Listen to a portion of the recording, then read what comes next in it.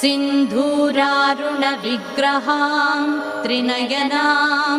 माणिक्यमौलिस्फुरत्तारानायकशेखरां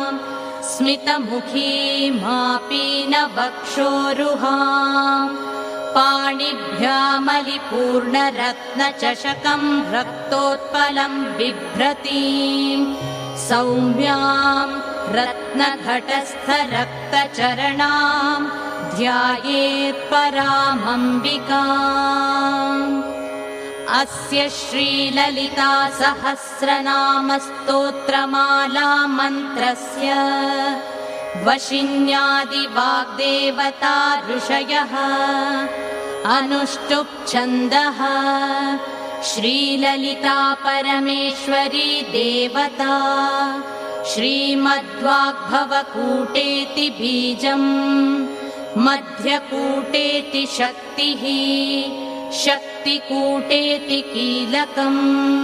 श्रीललिता Mahatripurasundari प्रसादसिद्धिद्वारा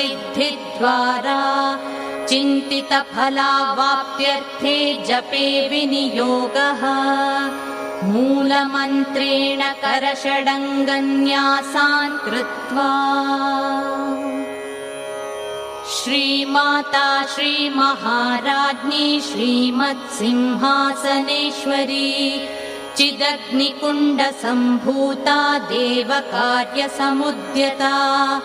उद्यद्भानुसहस्राभा चतुर्बाहुसमन्विता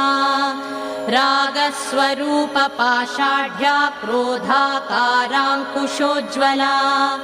मनोरूपेक्षुकोदण्डा पञ्चतन्मात्रसायका निजारुणप्रभापूरमज्जद्ब्रह्माण्डमण्डला चम्पकाशोकपुन्नाग सौगन्धिकलसत्कचा कुरुविन्दमणिश्रेणी कनत्कोटीरमण्डिता Ashtami चन्द्रविभ्राजदलिकस्थलशोभिता मुखचन्द्रकलङ्काभा मृगनाभिविशेषका वदनस्मरमाङ्गल्य गृहतोरणचिल्लिका वक्त्रलक्ष्मी परीवाह चलन्मीन